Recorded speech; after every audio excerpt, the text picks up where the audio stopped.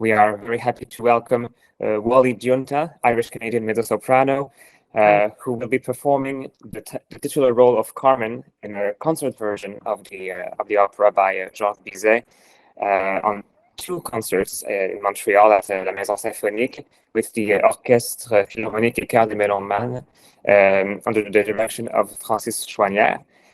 So, Wallis, thank you very much for taking the time to speak with us today. My pleasure. It's lovely to reconnect with my Canadian community. So, first off, and we have another audience member also. We have a tiny guest. She's just a little baby, but you know, she's here for the interview. And all right. So, on this concert, how did this concert came to be? How did you become involved with the production of this concert? Was it Francis that contacted you? How did it come in place? Yes, it was Francis who contacted. Baby time. Francis contacted my manager, I believe, and he asked if I was available. And we were very lucky that it turned out I had a small gap in my schedule because normally I work in Europe most of the year and I have some full-time work here in Vienna. But this fit perfectly in between projects. So I'm very thrilled to be able to come home for this.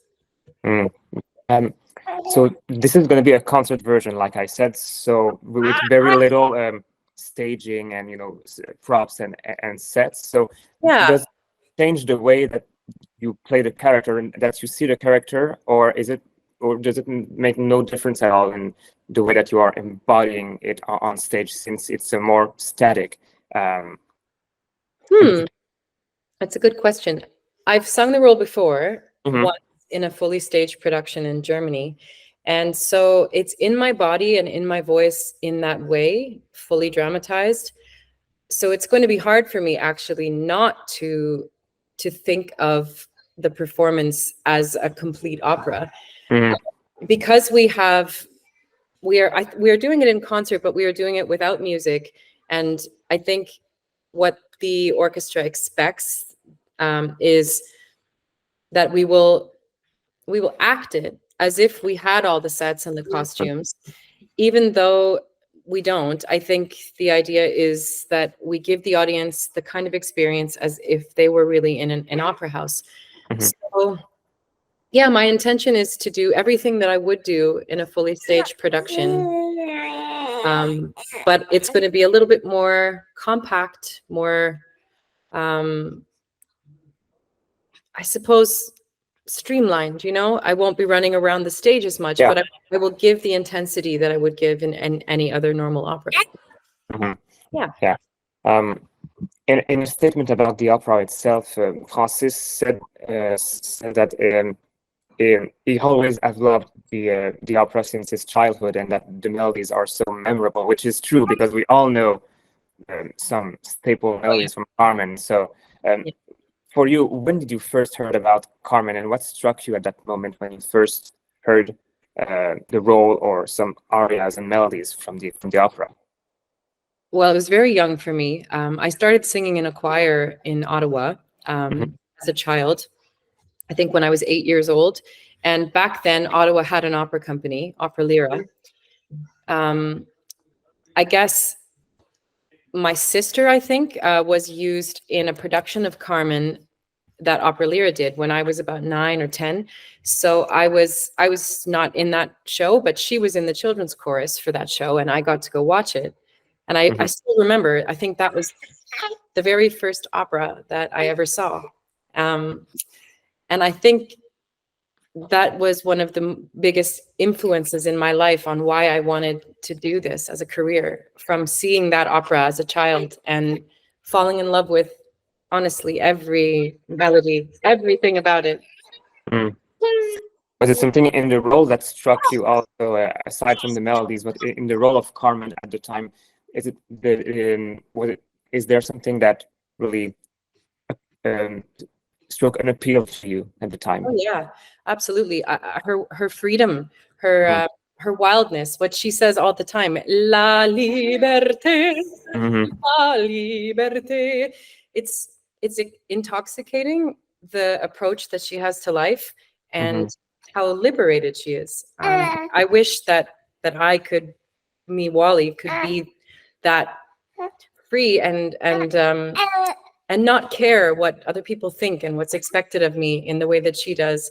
In our society, I think it's really difficult to live like that because we're expected to conform and follow the rules and do everything the way that everybody else does. But I really admire how Carmen is completely her own person and she does only what she wants. It's a good example. I mean, sometimes it gets her into trouble too, but it's a good example for us to keep in mind in our daily lives. Yeah. Is it something that why you think that the role of Carmen is, her character is still again so iconic today and still relevant today, right? Yeah, for sure. Because nothing has changed from the time that the book was written or the opera was written to now.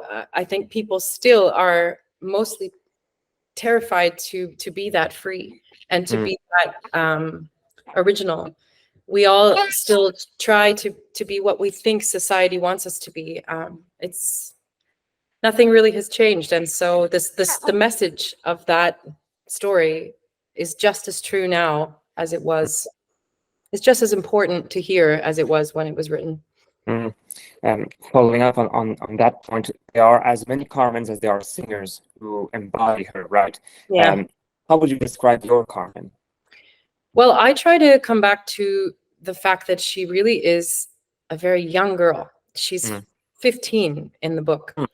And I think because of the way that companies usually cast that role in opera today, we have this idea of her as a more mature, cougar-like woman, you know, eats up men in life, but really she's a teenager, and the part of her wildness and her freedom comes from her youth. So for me, I mean, I'm not that young, but I think as an actress, if I put that at the front of my mind, I can still remember what it feels like to be 15, and a lot more of the story makes sense. The music, the text, and what Bizet has written, it makes much more sense when you remember that she is that young. So yeah, I think perhaps that makes my interpretation a little bit different from some of the ones you might see in the bigger opera houses around the world. To me, I think of the opera as almost a collection of folk songs and folk stories. It's an opera comique. It's not this big, dramatic, romantic, heavy piece. It's sad in the end and it's tragic, but it comes from the opera comique tradition. Yeah. It's a light opera in its structure, and it has dialogue, and it's got more to do with other genres than heavy opera. So less of a femme fatale and more like, a more innocent, quote unquote, perspective on the role.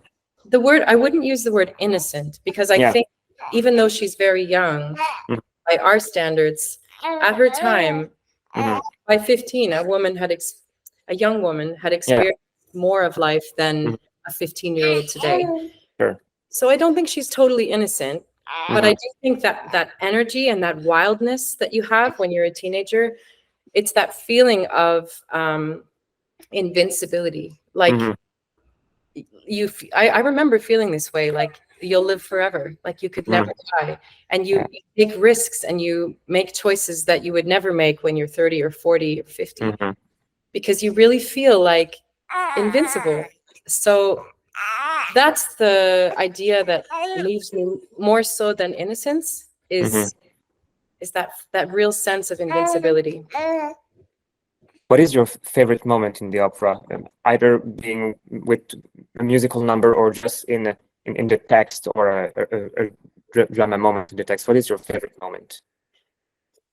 That's hard. I think the chanson bohémienne that she sings for the officers in the at Lilas Pastias, the way that builds, each verse gets more and more wild and free and uninhibited.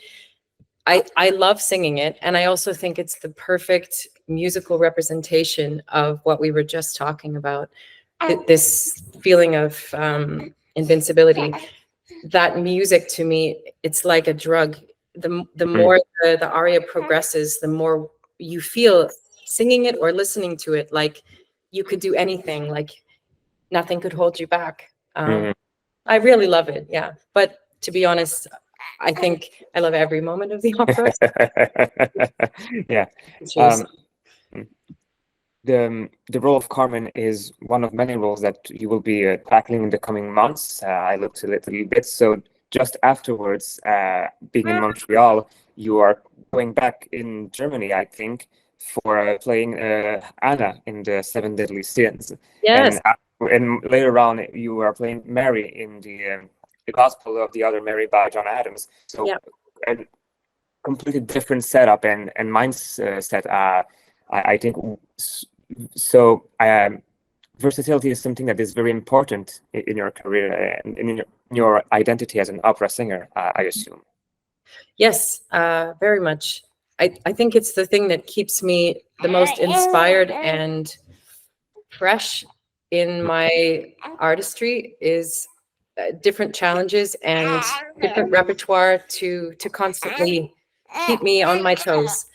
Like I just did Così fan tutte, a Mozart opera. I finished last weekend, and it couldn't be more different from Kurt Weill or John Adams, but I think it's the perfect balance, because if I only sang Mozart, I would really miss something. And if I only sang early music or modern music or cabaret, I think, for me anyway, it's not the same for everyone, but I do my best work when I am challenged by new styles and genres, and I have to keep changing things around. It keeps my voice healthier. It keeps my mind more fresh and engaged as an artist. I don't get bored, you know? So yeah, I love the fact that I can jump from one thing to the next. I'm really grateful too that this industry is also happy for me to do that, and that companies will hire me for this big span of repertoire. And they'll trust me that if I say I can sing Mozart one week and Carmen the next week, they trust me that I can. I'm grateful for that. Yeah. Is it hard to, switch from those different mindsets, like to go from Carmen to Anna to Mary to Rosina, or is it, or do you have like, not, does it come back to the same, but what is your progression in that, and how do you embody other characters? I don't find it hard to change. Okay. The only thing that might be difficult is if I'm doing more than one opera at the same time. If they're all rather big roles and very different from each other. For example, when I was younger, I was working a lot in Germany, and I had one week I was singing Carmen, Octavian from Rosenkavalier, and Rosina from The Barber of Seville. Within 4 days, I had like three performances, and they are all really big, all really different. I found that a bit tricky. So just because it's so much in the brain and so much changing one the next. But in general, when I have back-to-back contracts that are quite different, like I have coming up over the next few months, as long as I'm doing one thing at a time and I have a little break between to reset, I don't find it difficult to change my repertoire quickly. And I think it keeps my voice more healthy, like I said before, because I have to be really conscious of how I'm singing. I can't go into like autopilot. I think I see a lot of colleagues who really just sing mostly the same few roles over and over, and they probably don't have to think too much about it because they get very comfortable and used to it. And I worry that if I did that, I would start to go on autopilot, and maybe I would develop some bad habits, perhaps, But this way, I have to think about it. I have to be working on my technical aspect as I change from classical to cabaret or vice versa. And I think that's a really good thing for me.